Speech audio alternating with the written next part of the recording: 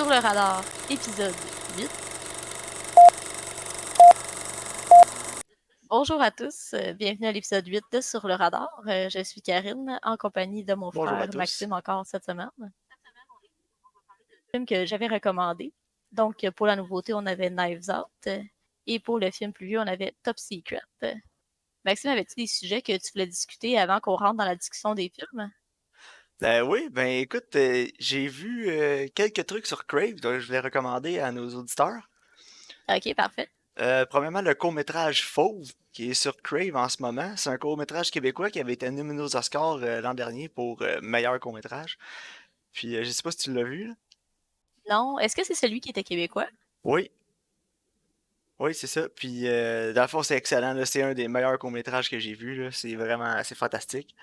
Ouais, c'est ça parle de quoi? J'ai entendu le nom, mais j'ai pas entendu parler du film en tant que tel.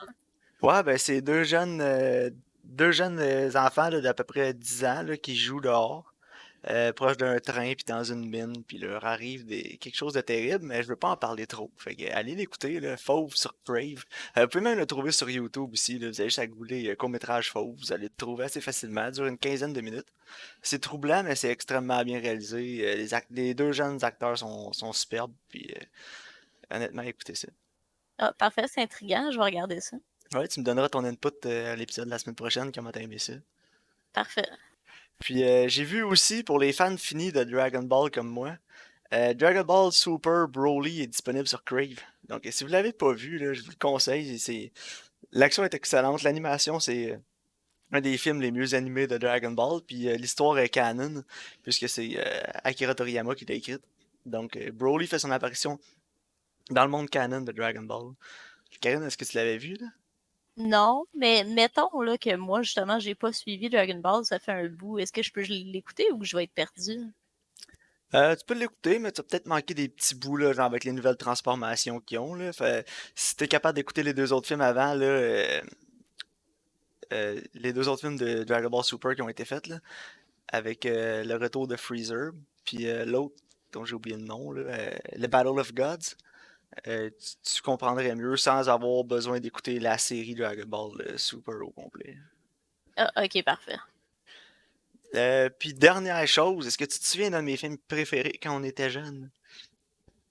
Je me souviens d'une couple de tes films préférés, je sais pas, les Mighty Ducks. Ah, ouais, j'avais ça, mais sinon d'autres, vas-y. Attends, là, Space Jam. Non, Ouais, ça mais c'était moi. qui était pas pour enfants. Il Un y a de tes quelques films que films t'es que j'aimais quand j'étais jeune, mais qui étaient pas pour enfants. La Route de Perdition. Ouais, ça, je l'aimais beaucoup. J'étais pas un enfant, là, c'est sorti en 2002. Je te parle quand Ouais. j'avais 9 ou 10 ans, là. Il y a Terminator 2, pour te donner un exemple, là, que j'ai écouté à la répétition quand j'étais jeune. Ouais.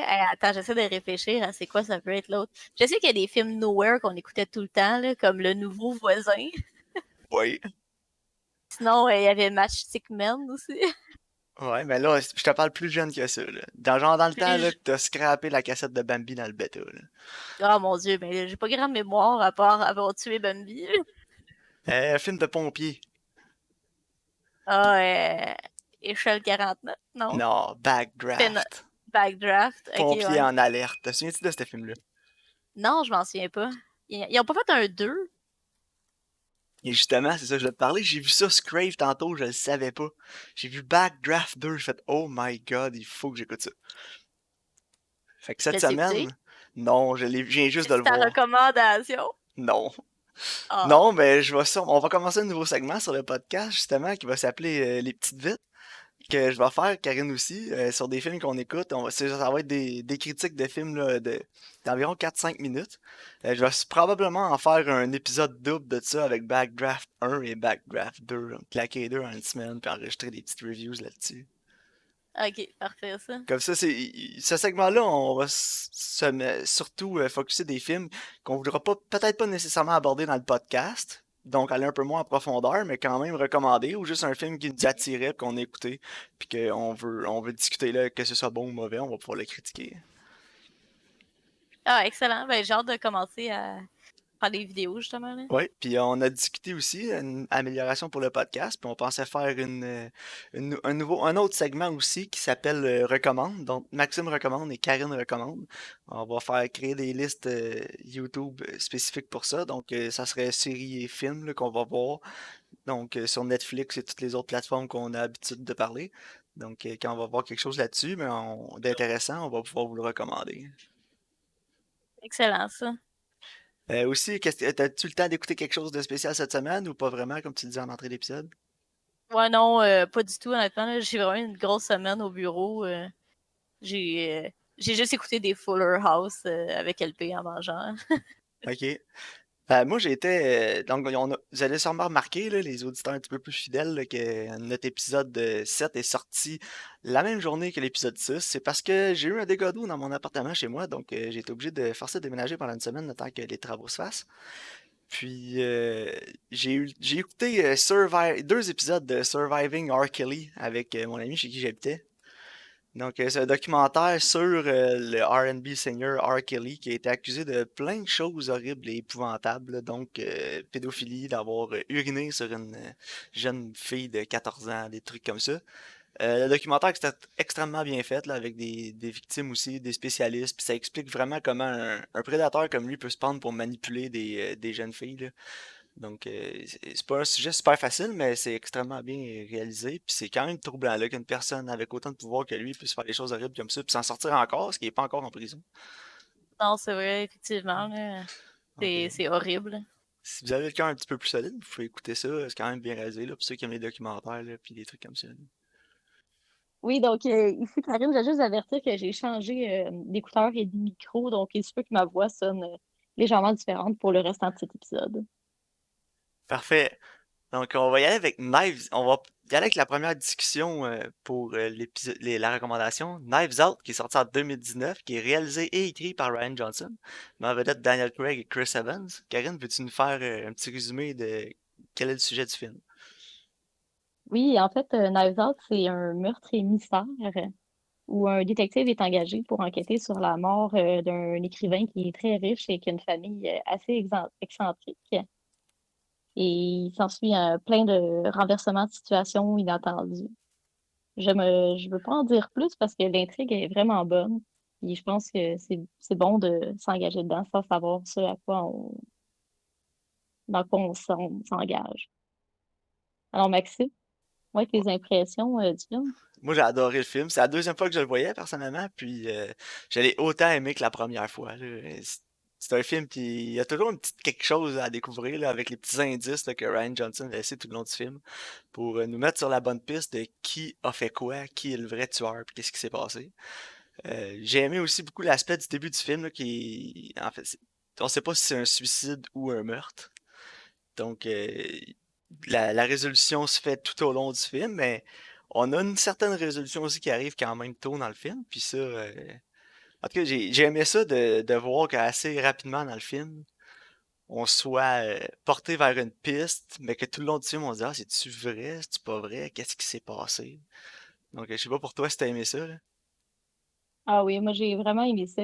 Je pense que c'est justement un film qui s'écoute vraiment bien, qui s'écoute 2 fois même, parce que justement la première fois, on sait pas où est-ce que l'histoire s'en va, donc on se fait vraiment entraîner dans le mystère. Mais la deuxième fois, une fois qu'on sait, justement, on peut porter attention à tous les autres détails qui nous ont échappé la première fois. Ah ouais, c'est ça. L'originalité du scénario aussi, là, c'est vraiment bon, là.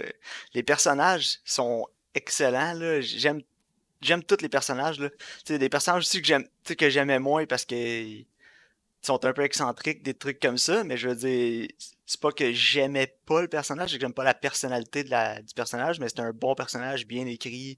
Ils sont tous bien façonnés, puis il y en a quand même beaucoup aussi, là, parce que c'est quand même une grande famille, là. Mais chaque personnage dans le film a son but dans le film, sert à quelque chose, puis a assez d'écran, de temps d'écran où on a assez entendu parler de lui pour se faire une idée sur la personne. Puis ça, j'ai adoré ça. Ouais, moi aussi, chaque personnage est bien défini. Justement, les acteurs aussi sont, je trouve que tout le monde fait vraiment du beau travail, là. Il y a pas personne, tu sais, justement, qui sort du lot. Ah non, Puis, c'est ça. non, c'est ça. Puis chaque personnage est original, puis un background, puis on comprend justement toute leur motivation, puis c'est leur but, leurs envies. Puis justement, tout le monde a comme un motif aussi, là. Oui, c'est vrai, tout le monde a un motif. C'est vraiment un film quasiment parfait là, pour un meurtre et mystère comme ça, là, qui se passe quasiment tout dans la maison en plus. Là. Il y a pas beaucoup de différents, justement, environnements, mais ils sont toujours capables de le filmer de manière à ce que ça soit toujours nouveau. On ne se tanne pas, justement, de la maison. Ouais, c'est vrai, tout le temps vu sur un autre angle.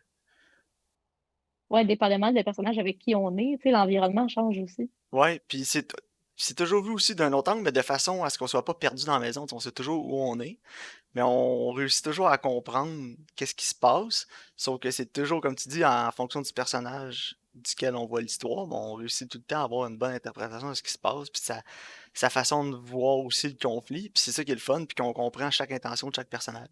C'est vraiment bien fait. J'ai écouté une vidéo aussi sur un channel sur YouTube en anglais qui s'appelle Just Right. Puis il dit en fait que la structure narrative, elle change à la moitié du film, mais je veux pas en révéler parce que je veux pas donner de spoiler. Puis ça fait en sorte justement que tout ça à quoi on s'attendait, puis tout le film change, puis nous amène dans complètement une autre direction.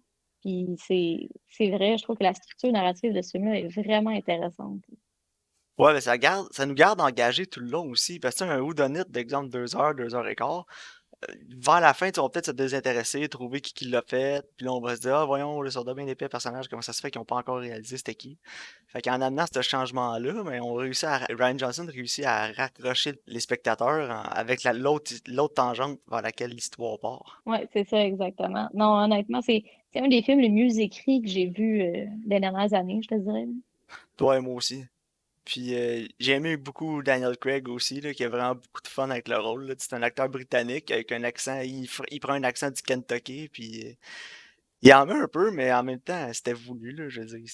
C'était, les performances des acteurs sont pas tous exagérées, là, mais tu sais, c'est dans le ton du film, ça fonctionne extrêmement bien, là. Ouais, avec son personnage, justement, ça y met plus de couleurs aussi. Puis je pense justement que Daniel Craig, il voulait pas qu'on voit juste James Bond, là. Ouais, il veut essayer de se sortir un peu de ce narratif-là, là, puis en tout cas, il a bien réussi avec ça. Il avait refait aussi Logan Lucky avant, là, où il était un personnage encore plus excentrique que là. Puis ça avait marché, ça avait réussi aussi, je trouve. Il était bon dans Logan Lucky. Puis Chris Evans aussi, que j'ai adoré dans ce film-là, là, ça sort vraiment de ses rôles typiques, là. Il fait un jeune fendant, là, un jeune qui se pense tout permis, là. Puis si j'aimais ça le voir là-dedans, il était vraiment bon. Ouais, moi aussi, il était un peu arrogant, justement, là. Ah ouais, c'est ça, exactement. Là. Arrogant, Mais, fendant, au-dessus de tout le monde, mais hautain. en même temps, il est likable. Ouais, ben c'est ça. C'est Tu Chris Evans sais, aussi, ça. tu c'est ça, tu l'aies pas. D'un sens, tu comprends aussi d'où ce qui vient, parce que justement, il trouve que sa famille, c'est tous des cons, tu sais. Ouais. Puis tu te dis, mon Dieu, il a peut-être un peu raison, là, puis la manière qu'il agit avec les autres. Tu sais, pendant un bout, moi, des fois, j'étais un peu de son bord aussi, tu sais, même s'il est arrogant, puis qu'il tu sais, il fait son frais, là. Ouais, moi Des aussi. fois, j'étais quand même de son bord avec lui, tu sais. Puis j'ai aimé aussi la performance de Anna de Armas, là, qui commence au début du film, qui est vraiment naïve, là, puis plus le film avance, plus elle perd un peu sa naïveté, puis elle se renforce aussi. Là. Elle commence comme un personnage un petit peu faible, là, qu'on pense que tout le monde peut marcher dessus, mais plus le film avance, plus elle se trouve de la force. Ouais, j'ai aimé son arc, là, puis la façon que sa personnalité elle s'établit, puis elle avance dans le film. Là. Puis Ouais, moi l'humour aussi. aussi. Moi, l'humour a quand même Oh très oui, bien c'est fonctionné. vraiment Là. drôle. Il y a beaucoup de passes dans le film sont excellentes, sont vraiment drôles. Comme on parlait aussi là, tu sais, avec The Babysitter, là, il y a des trucs qui sont amenés en début de film, des choses qui sont dites qui reviennent plus tard aussi dans le film, sans vouloir rien spoiler, là, donc à la fin du film aussi. Que, on se rend peut-être plus compte la deuxième écoute, là, mais Mhm. ça aussi, j'ai adoré ça. Puis le style en général du film, j'ai adoré. Là. La présentation est excellente. Là. La cinématographie c'était flawless. Là, je veux dire, j'ai rien du Ouais, côté moi non plus. Au technique niveau, qui, non, c'est ça, mais qui au m'a niveau de dérangé. l'exécution, j'ai rien à dire. Non, moi non Moi, plus. honnêtement, je pense que je donne un 10 sur 10, là. Ouais, moi aussi, mais le seul bémol que j'aurais, c'est peut-être que le film. La deuxième fois, j'ai trouvé qu'il était peut-être un petit peu long. Ouais, je pense que la première fois, justement, on se rend pas compte du runtime parce qu'on est trop dans le mystère. Mais c'est vrai que c'est une deuxième écoute, on sent plus justement les longueurs. Ouais, c'est vers la fin du film, là, tu sais, dans le fond, Mhm.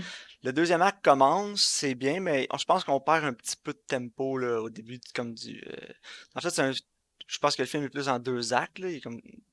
T'as le premier acte, après ça, il se passe une espèce de résolution dans le film, puis après ça s'en va, comme on parlait tantôt, là, on passe sur une autre tangente. Puis quand ça arrive dans le film, je pense que le film perd un petit peu peut-être de sa rapidité, puis de son exécution, mais honnêtement, pour une première écoute, ça paraîtra pas du tout, là. On est vraiment investi dans les personnages, dans l'histoire, là. Fait que pour moi aussi, ce serait peut-être un 9,5 sur 10, là.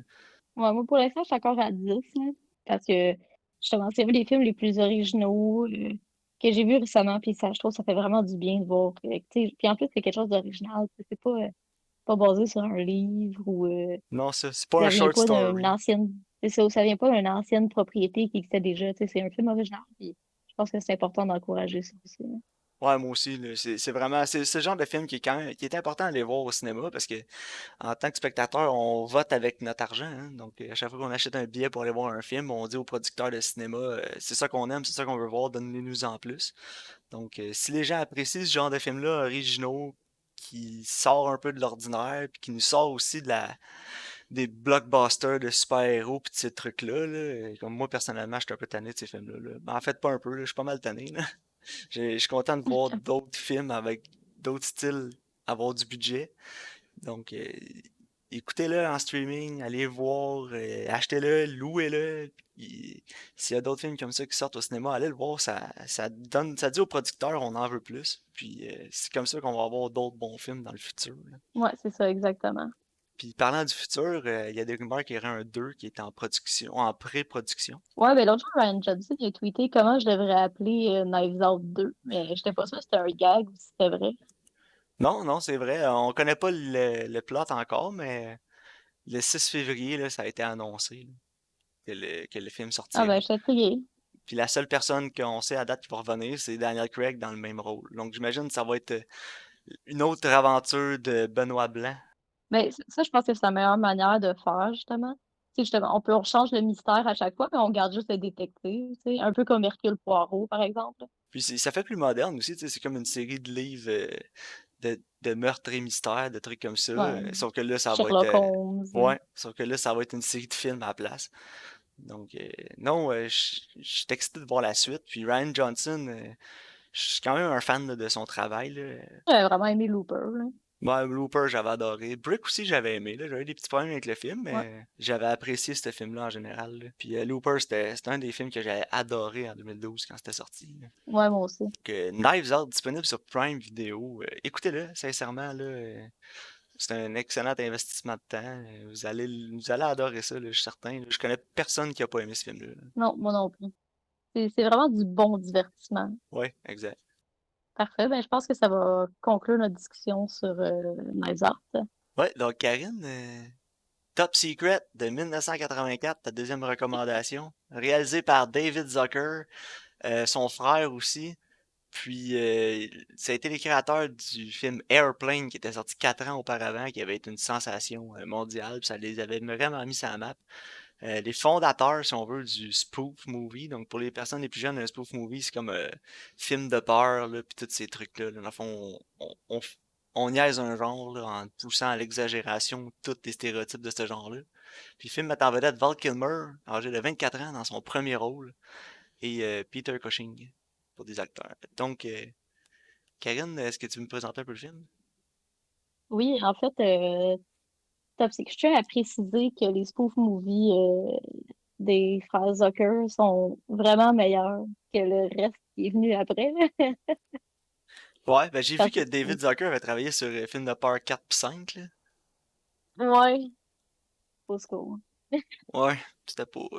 Mais en fait, je vais juste faire cette distinction-là immédiatement. La différence avec les films, les spoof movies comme, c'est comme Naked Gun ou Airplane, tout ça, c'est que c'est basé sur un genre de film plus que sur qu'est-ce qui est in en ce moment.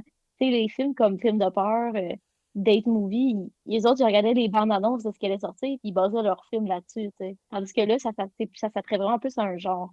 Puis en fait, Top Secret, c'est un mélange de deux types de films qui étaient très populaires dans les années 80. les films de Elvis et les films d'espions de la Deuxième Guerre mondiale.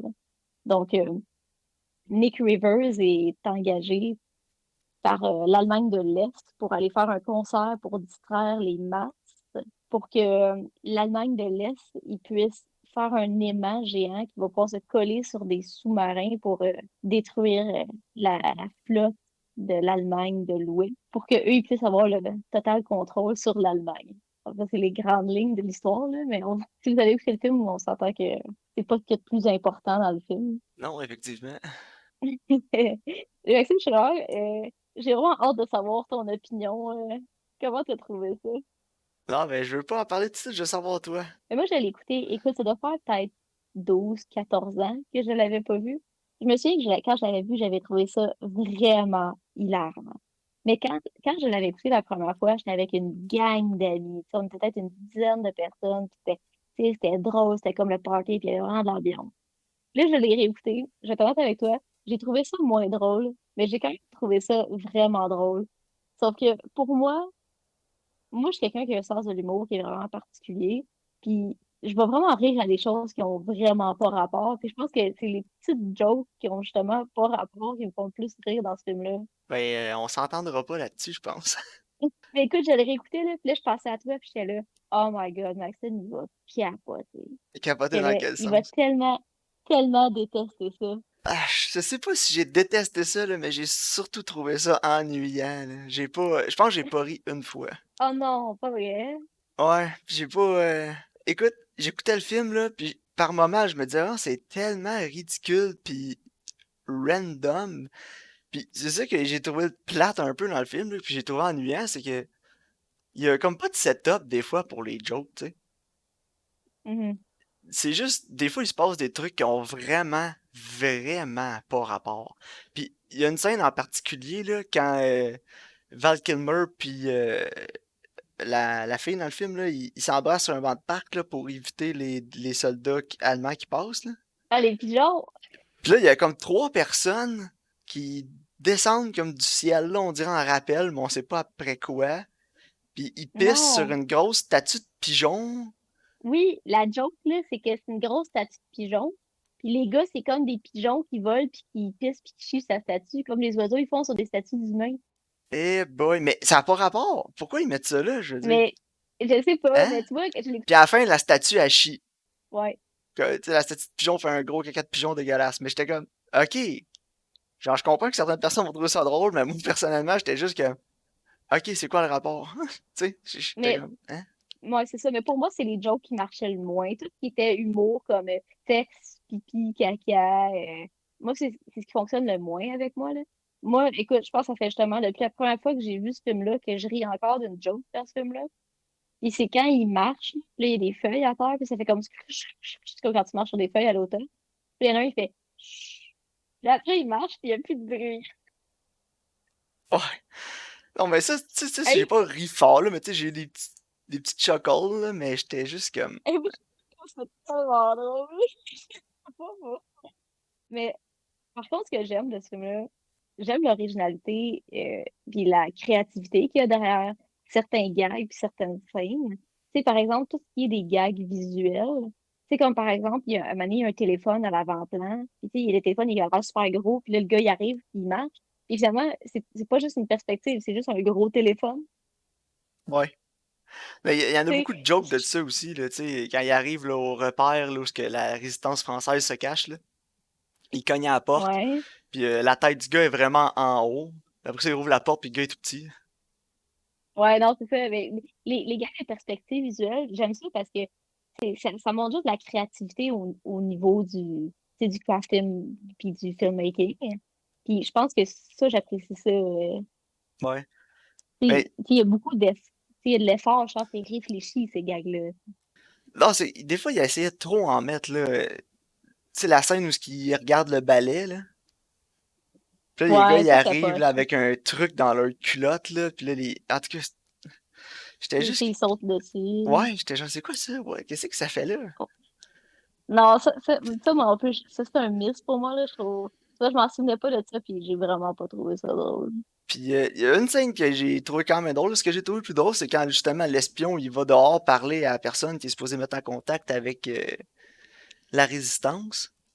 Puis il fait toutes les gags. Tu sais, il vend des accessoires là, pour faire des blagues. Là. Mhm. Puis il explose tout ça dans la face, puis il fait tout sur lui. Là. Ça, j'ai trouvé ça quand même drôle. Là.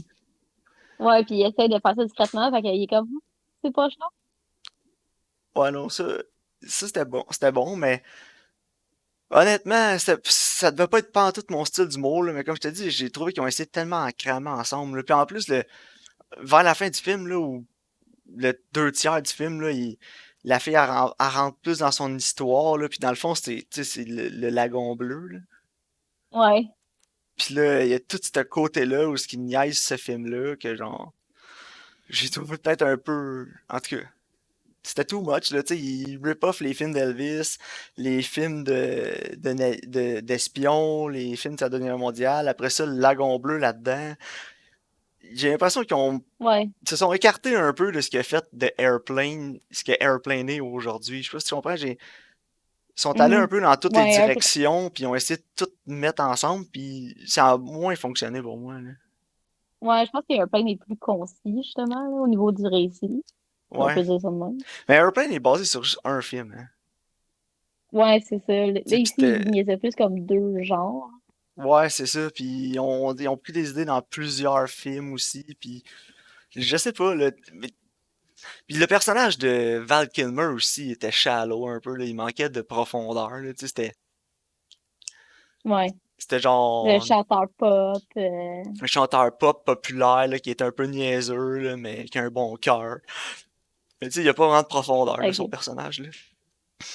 Mais est-ce que t'as ri à la blague quand il dit à la fille qui parle pas allemand, puis elle dit, Oh, I speak, I know a little German. Là, il y a genre un petit allemand avec son chapeau, puis là, Ouais, ça c'était pas pire, mais je te dis, celle-là est vraiment bonne. à un moment donné, j'étais rendu tellement ennuyé dans le film que j'étais juste comme désintéressé. Je l'écoutais puis je riais comme même plus. Là. Vers la fin, là, j'attendais juste que ça Non. finisse. Là. Puis la Ouais, non. scène aussi où il va dans le bookstore C'est à l'envers. suédois. Pourquoi tout est à l'envers? C'est quoi le rapport avec... Ben, c'est pour donner l'impression qu'il parle du suédois, là. Ok, c'était ça que je me disais Mais c'est aussi, mais j'étais comme ça marche pas. Là. Et j'aurais plus compris à la la joke si joke. ça avait été genre un bookstore australien. Parce que là, c'est comme genre à l'autre bout du Ouais, parce que monde. En tout cas, c'est à l'envers. ouais. Ouais.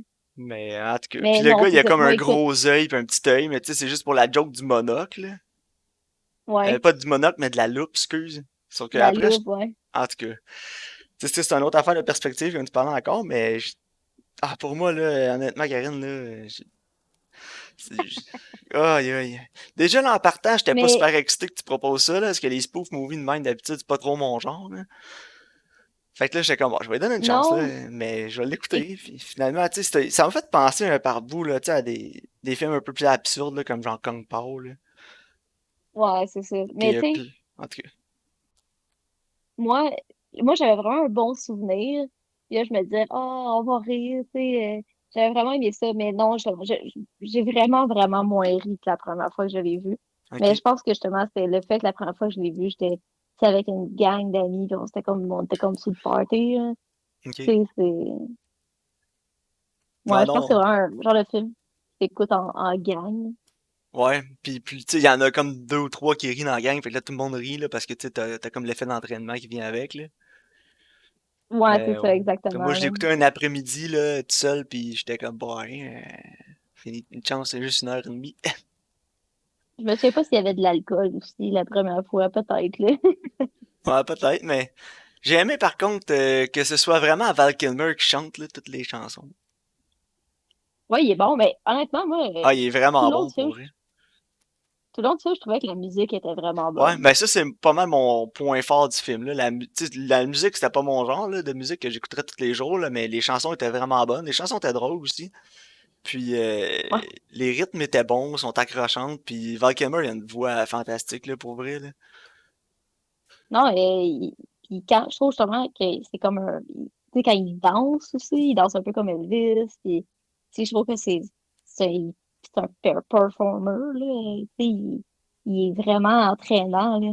Ouais, mais en plus, je savais qu'il chantait là, parce qu'il avait joué dans un film. Il avait joué Jim Morrison dans un film sur les Doors là, en 94, je ne sais pas du Mhm. nom. Puis c'est lui qui chantait toutes les chansons de Jim Morrison de Doors. Puis je me souviens avoir lu un piece de trivia qui disait que même les membres de The Doors pensaient que c'était Jim Morrison qui chantait tellement qu'il l'avait bien, hein.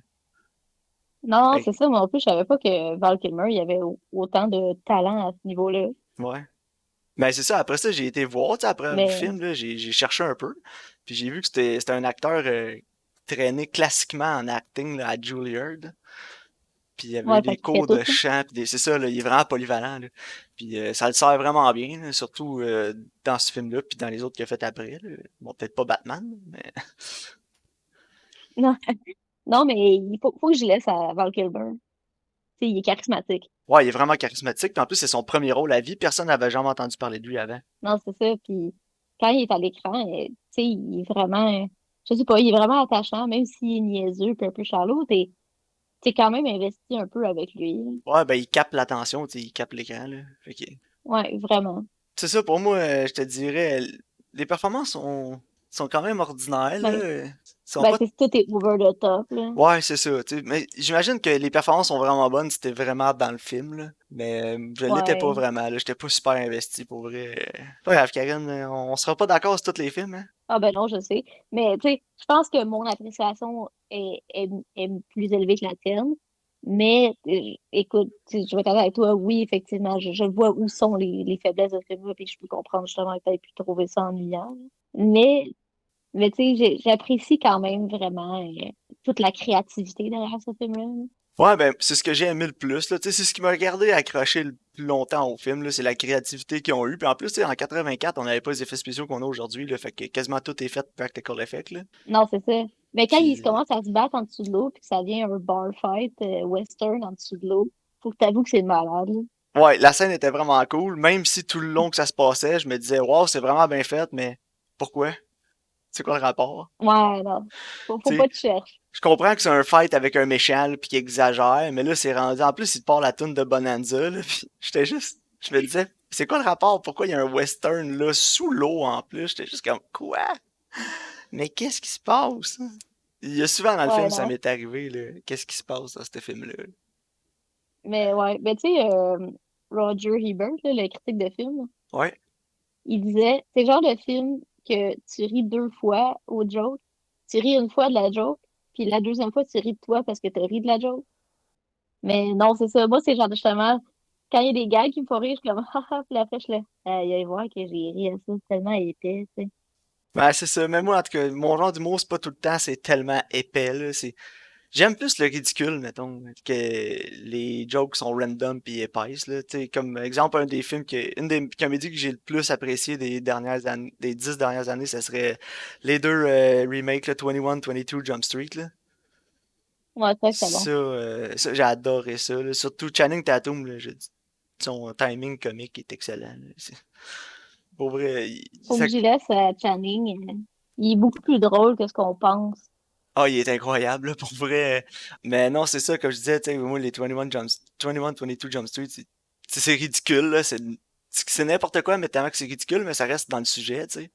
Tandis que là, des fois, j'avais l'impression que c'était juste comme tirer des dards un peu, puis en espérant que ça pogne la cible, là, tu comprends? Fait que c'est pour Ouais, ça que non, je j'ai comprends. décroché, là, tu sais. Si j'avais donné une note sur 10, j'irais peut-être 4. Ah ouais, moi, c'est 5 un peut-être. 6, je te dirais, 4 ou là. 5 là, mais ouf. Je connais des gens qui aimeraient beaucoup le film, là. Comme Justin, je pense qu'il était là avec nous il y a 2 épisodes. Je pense qu'il aimerait ça, là. C'est plus son genre, là. Il trouverait ça Ouais. drôle, puis comme, what? Qu'est-ce que c'est ça? Ça a donc bien pas rapport, puis il trouverait ça vraiment drôle, là. Ouais, non, c'est correct. Mais, tu sais, c'est ça. Je pense pas le réécouter bientôt. Je suis contente de l'avoir réécouté puis de l'avoir revisité parce que ça faisait longtemps que je voulais le voir. Puis, c'est quand je l'ai vu passer sur Amazon, je me suis dit, ah, je vais recommander ça. Puis, tu sais, ça va être drôle, ça va être léger. Puis, ça va pas être différent de ce qu'on recommande en Ouais, temps ouais, ça normal. pourrait être différent, oui, là. On va peut-être retourner un peu plus en Ben, c'est ça. normal la semaine prochaine avec les deux films que je vais recommander, là, mais... Ouais, c'est correct. Puis, non, c'est ça. Mais, tu sais, pour moi, justement, il y a certains gags que je trouve qui sont excellents. Mais c'est ça, je pense que tu as raison au niveau que ça s'éloigne un peu trop du récit, puis que c'est juste des gags pour être des gags. Ouais, j'avais l'impression par bout que c'était plus un montage de sketch qui essayait de faire un film qu'un film avec des éléments drôles. Non, c'est ça exactement. Mais Mais je suis pas bon. fâchée de l'avoir écouté.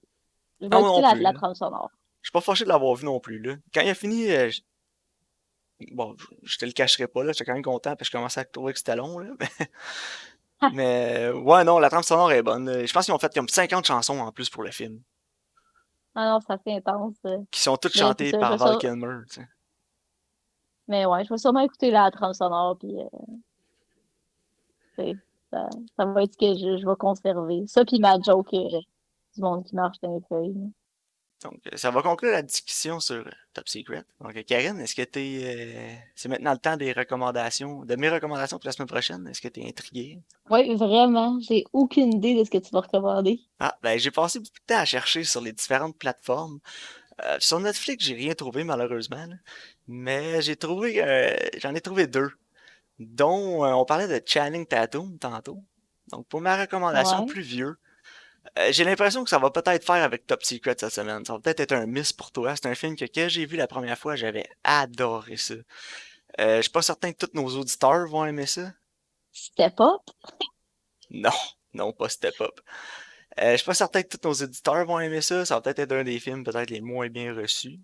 Mais c'est un film qui est lent. Le pacing est très slow. Les performances sont incroyables de tous les acteurs impliqués dans le film. Est-ce que tu veux t'essayer Avec... avec... Attends, c'est avec euh, Channing Tatum. Je vais pas ouais. regarder IMDb. Puis c'est un drame. C'est un drame. Fait que c'est pas Ouais. fighting. Non, c'est pas fighting. C'est un film sérieux. Il avait été nominé pour des Oscars. C'est-tu Dear John? Non, oh non. Je pense pas que Dear John a été nominé pour des Oscars. Peut-être des Razzie, là. Je sais pas. Donne ta langue C'est au quoi? chat. Foxcatcher. Ah, c'est 2014. Foxcatcher avec Channing Tatum, Steve Carell et Mark Ruffalo. L'as-tu déjà vu? Non, même pas. Ça fait vraiment longtemps que je voulais le voir. C'est sorti un peu en même temps que Whiplash. Puis je pense que Whiplash, justement, a fait en sorte que Tu l'as ça l'a oublié. tassé pour moi, là. Ouais. Ouais, ben, là, je vais avertir tout le monde d'avance. Là. Le film est quand même long.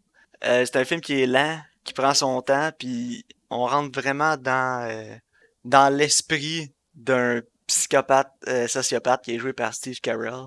Puis c'est l'histoire vraie de ce qui s'est passé sur le ranch Foxcatcher, qui était un endroit où les athlètes de lutte olympique s'entraînaient pour justement les Olympiques. Puis, donc, quand t'as des fois beaucoup d'action, là, c'est plus un drame, thriller psychologique, là. Mais la performance de Channing Tatum, excellent. Ouais. Non, Steve Carell, incroyable. Steve Carell, le meilleur rôle de sa carrière. Mark Ruffalo aussi, vraiment, Mark Ruffalo est souvent très bon, là.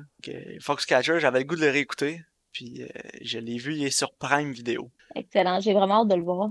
Puis pour ma recommandation plus récente, c'est un film qu'on a discuté dans un ancien épisode, qu'on n'a pas vu toutes les deux, mais qu'on se disait on pourrait recommander ça, ça pourrait être bon. Puis je vais y aller avec un film de Yorgos Lanthimos, The Favorite. Ah, Donc nice. The Favorite qui est disponible sur Prime Video et sur Crave. Donc je conseille fortement à nos auditeurs d'écouter les deux. Karine, as-tu hâte de voir The Favorite? Oui, j'ai vraiment hâte de le voir. J'ai bien aimé d'autres films de Yorgos Lanthimos, là, donc j'ai hâte de voir ce qu'il nous réserve avec celui-là. Ouais, moi j'avais adoré The Killing of Sacred Deer, qui est dark, mais qui est drôle en même temps. Humour noir, là. Puis, en fait, l'humour de Yorgos Lanthimos, c'est étrange, très étrange. Mais son talent derrière la caméra est indéniable, là. C'est un des meilleurs réalisateurs qui travaille aujourd'hui, là. Fait que j'ai surtout hâte de voir les décors, la musique de Favorite, ça a l'air incroyable, là. Fait que j'ai vraiment hâte d'écouter ça. Ouais, moi aussi, j'ai entendu dire aussi que les performances étaient incroyables. Donc, j'ai non, j'ai vraiment hâte de le visiter. Puis c'est plus d'époque, justement, puis ça fait longtemps que je n'ai pas rien écouté d'époque. Ouais, non, c'est ça. Ben, j'ai de finir de lire Emma de Jane Austen. Ok, Mais ça fait longtemps que j'ai pas vu un film là, avec des costumes, justement. parfait. Puis gardez un œil ouvert sur le channel YouTube. Je vais probablement mettre cette semaine ou la semaine prochaine un double review de Backdraft et Backdraft 2 quand je vais avoir eu le temps de les Euh, écouter. Est-ce que tu vas les faire en format vidéo? Est-ce que tu vas te filmer? Je me filmerai probablement pas, parce que j'ai pas vraiment une bonne caméra pour ça. Tu vas Mais je vais enregistrer l'audio. probablement. Ouais, je vais enregistrer l'audio puis je vais mettre des scènes de la bande-annonce des deux films. Parce que je Ok, crois que les parfait, bandes-annonces ça. sont libres de droits d'auteur, là. Donc, je vais probablement utiliser les bandes-annonces pour mettre mon contenu là, pour faire le montage vidéo, que ce soit un petit peu plus intéressant. Donc, gardez un Excellent. œil pour ça, le nouveau contenu. Le Karine recommande, Maxime recommande aussi. On va essayer d'ajouter ça dans les prochaines semaines. Donc, si jamais on voit des choses qui sortent un peu de l'ordinaire, ça sera pas nécessairement des longues vidéos qu'on va mettre sur YouTube, mais si vous avez pas le temps d'écouter l'épisode au complet ou si vous voulez savoir notre opinion sur un film en particulier qu'on couvrira peut-être pas dans le podcast, ça va être la meilleure plateforme pour ça, ça va être d'aller sur le channel YouTube, sur le radar, puis d'aller voir ce qu'on pense, puis ce qu'on recommande. Donc, Karine, est-ce que tu avais d'autres choses à rajouter avant la fin de l'épisode? Non, pas du tout. Je vais essayer moi aussi de peut-être poster quelque chose, là. Ça pourrait être intéressant. Parfait. Donc, on vous souhaite une bonne semaine à tous. Bonne écoute de Favorite et Foxcatcher. Puis, à la semaine prochaine. Merci d'écouter le podcast.